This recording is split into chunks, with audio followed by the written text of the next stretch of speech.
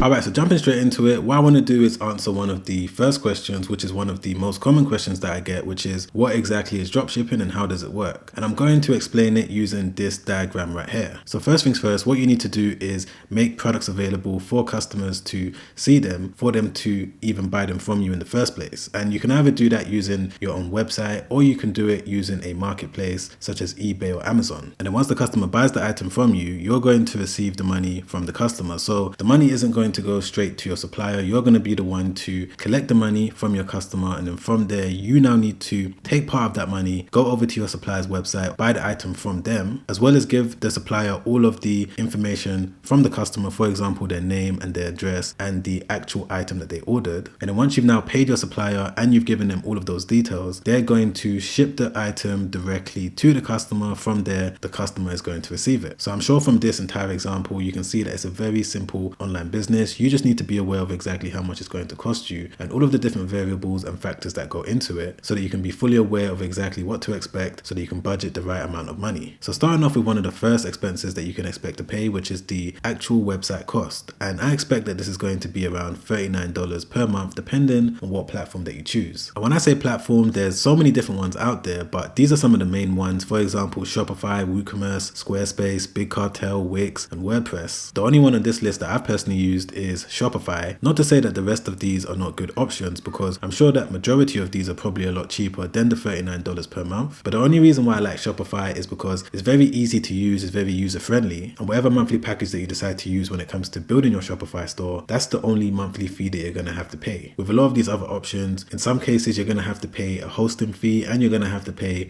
for the actual website. So you're going to be paying two separate amounts. However, when it comes to Shopify, you're only going to have to pay the one fee. So swiftly moving on to the second expense that you need to be aware of when it comes to building your Shopify website, which is the actual design of the website. So this is different from the website cost. This is what you're going to have to pay every single month, but depending on how professional you want your website to look, you may want to invest in a freelancer or someone that is going to design it in a way that is suitable to the brand that you're trying to build. And the reason why I put between $0 and $300 is because you don't necessarily need to pay anything to design your website, because when it comes to using Shopify, they've made it super simple, and it all depends on how serious you're taking your brand. If you're only testing out an item or you're testing out a business and you don't know if you want to build it over the long term, then I would advise that you go with one of the free themes on Shopify. But once you found the winning product and you're serious about the business that you're trying to build, then you may want to get a professional web developer to design things for you so that everything looks a little bit more custom. But as I said, if you want to use one of the free themes on Shopify, there's so many that you can use. For example, they've got one here called Dawn, which is very popular. Once you click into it just like this, you're going to be able to click on View Demo Store just like that, and they're going to be able to give you an idea of exactly what your website is going to look like once you apply this theme on the back end of your Shopify account. Alright, so moving on to the third thing that I would advise that you guys budget for when it comes to building your dropshipping business, which is the actual product cost. And I know right now you're probably thinking, but Sam, isn't dropshipping where I don't have to use my own money and I'm using the customer's money once they bought the item from me? And you'll be completely correct if that's what you're thinking, but when it comes to you starting a brand new Shopify store or any dropshipping business, the payment processor is going to hold on to the funds for a certain amount of days, in some cases a couple of weeks. But of course, once you prove to them that you're sending out your orders on time, you're not a scam website, customers are not opening chargebacks, then they're going to start to release your money ASAP. But initially they're going to hold on to it, which means that you're going to need money for you to be able to buy the items from your supplier until the money is now released into your bank account. But one tip that I do want to give you,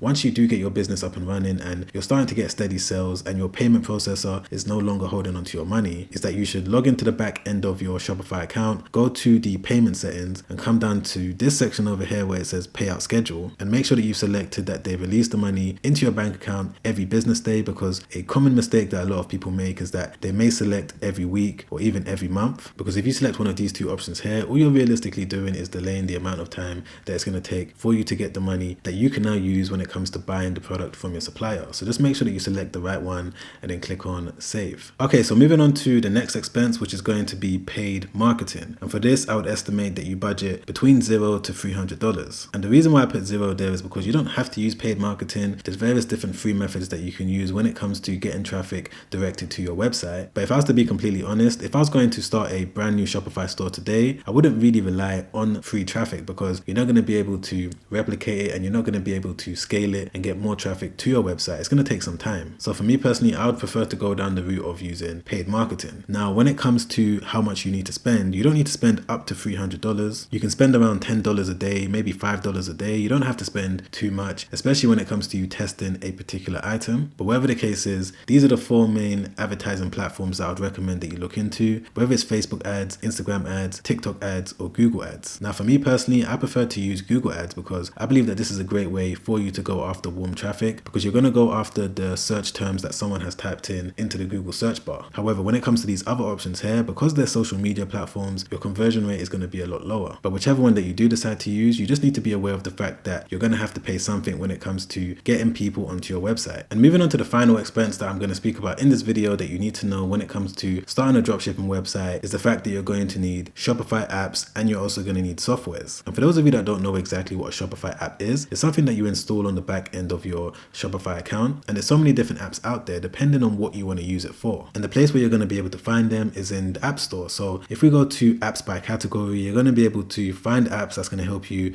when it comes to finding products, orders and shipping, marketing and conversion, selling products, store design, store management. There's thousands of different apps currently available, and new ones are always being added. And of course, you're not going to install every single one of them. You're just going to install the ones that you need. Either way, you just need to be aware of the fact that you do have to put some money to the side for any Shopify apps that you may need. And just to give you an example of what I'm talking about, using one of the apps on the back end of my store, which is AutoDS. So AutoDS is used when it comes to helping dropshippers fulfill orders from their supplier. You're going to be able to easily connect your products from your supplier's website onto your store with a few clicks of a button. It's a very simple process when it comes to using this particular software, because all you need to do is go over to your supplier's website, get the URL for the product that you want to dropship, copy it, come over here to where it says add products, and just paste it in this section over here. And whenever you make a sale, you're going to be able to use the auto fulfillment feature, which means that they're going to fulfill the order directly to your customer without you having to copy and paste all of the details over on your supplier's website. But the main thing that I want to show you is that they've got 3 different packages depending on what you want to use it for. So for example, if we look at the cheapest one, which is the import 200, you're going to be able to import up to 200 products on your Shopify store, which is around $19.90 per month. However, if you wanted to import around 500 products, it's going to cost you around $30 per month. And if you wanted to import up to 1,000 different products from various different suppliers, it's going to cost you around $50 per month. Now, you are going to be able to get a discount, and you're also going to be able to sign up for a 30-day trial if you use the link in my description down below. But the main point that I'm trying to make is that you do need to be aware of the fact that all of the different apps that you may consider using are going to charge you depending on what you want to use it for. Now, if you're enjoying this video so far, don't forget to press the like button. I really appreciate that. Thank you so much in advance. Don't forget to subscribe as well and hit the bell notification. And if you want a little bit more information on my journey as to how I was able to get my Shopify store to be successful, things I didn't really touch on in today's video, then you can watch a completely free webinar by clicking the first link in the description down below. And if you also want to watch another YouTube video where I break down step by step what you need to know when it comes to starting a dropshipping business as a complete beginner, then make sure you click the link right there. Check that video out straight after this one, because it's already helped out so many people, and I'm sure that it's going to help you out too. Alright guys, I'll see you on the next one. Make sure you stay safe out there. Peace.